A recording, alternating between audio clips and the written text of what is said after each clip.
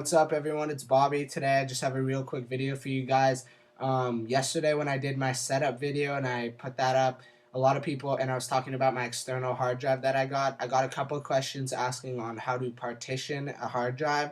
So basically, if you don't know what partitioning a drive is basically picture a drive as just like a one solid object, and partitioning is just cutting it up into different pieces into different drives. So say I have my 1 TB hard drive, and what I did to partition it is I cut it up into a 750 GB chunk, and then a 100 GB chunk, and then a 150 GB chunk. So all that adds up to about a terabyte, and I used each part of that drive for different things. So as you guys see right here, when you partition a drive, this is what it looks like. As you guys see right here, I have one partition that's 150 gigs, Mac OS 10 boot disk.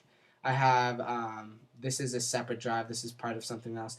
And then this right here is extra, which I just use for extra media, which is 100 gigs. And then right here is 750 gigs for Time Machine. Now I'm going to show you guys how to do that, and I'm also going to show you guys how to make a Mac OS 10 boot disk at the end of this video. So how you partition a drive is you're going to once your hard drive is plugged in, you're going to use the application that's built into all Macs called Disk Utility. So if you don't know where it is, it's in your Utilities folder, or you could just Spotlight search it and open it up.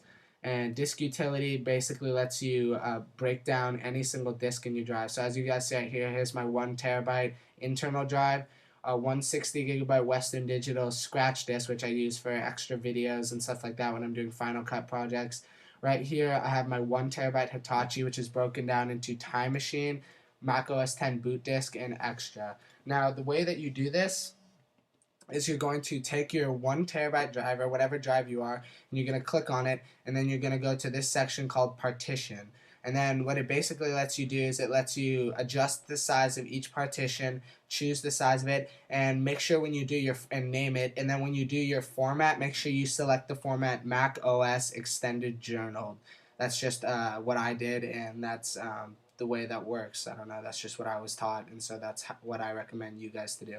So make sure you guys do a Mac OS Extended Journal, and then you can break up the drive. You can choose how many partitions you want, up to 16 it looks like, and anything like that, and then you just click apply. But make sure you don't do this to a drive that you have important stuff on, because it might erase all your important stuff, and it's best to do this with a drive that's completely empty, or like a brand new drive. So that's how you do partitioning drives. It's very simple, very easy to do, but I wouldn't recommend playing around with it too much, because there is a lot of chance for error if you don't know what you're doing. So just follow what I told you and do it very simply.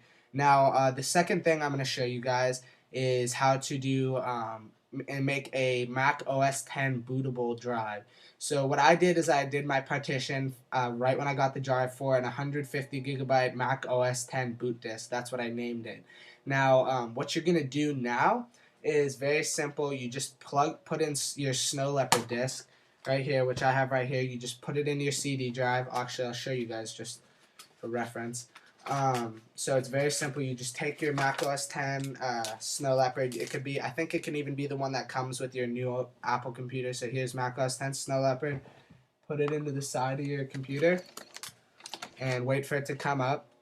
And you just go through all the normal setup like you do, but when it asks you what volume you want to install it in, I'll show you what to do once that comes. You're going to select the drive that you want to install it in, and it's best to do it on an older drive, and it installs just normal Snow Leopard. So a lot of you may be wondering what the benefits of this is. So say by chance that your hard drive crashes or something like that, if you restart your computer and hold down the option key so your computer shuts off, and then right when the screen's black before it boots back up, hold down the option key and hold it down, and it will boot up your computer into this gray screen that shows you all the different drives that are bootable on your computer. So it'll show you your main hard drive, a CD most likely, and then Mac OS 10 bootable disk, which is what this file right here is. And it's very handy to have that in case your hard drive fails or you want to examine a problem from another Mac. You just boot into this drive, and you can run Mac OS 10 like any other computer. So I'm just going to show you how to do it. You click Install Mac OS 10. It's going a little slow because it's screen capturing.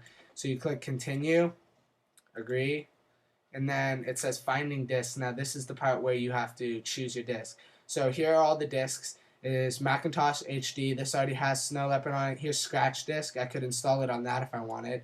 Time Machine, it won't let you do it on your Time Machine drive. And so you just click this and click install, and it's as simple as that. Then you're completely good to go. You have full bootable, just wait for it to install, and you'll have full bootable Mac OS X running on an external hard drive.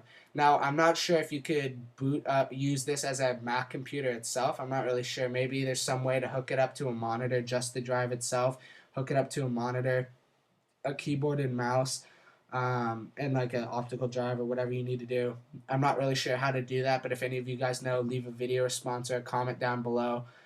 If you guys know a better way to partition your drive or a better, easier way to install and make a OS X bootable drive, make sure you guys leave a comment or a video response below. And also make sure you guys comment if this video helped you or not. But other than that, thank you guys for watching. This has just been a real quick tutorial because I had it requested from a couple of people. Thank you guys for watching. Make sure you follow me on Twitter, TechnoBuffalo. Subscribe to my channel to get all my other videos.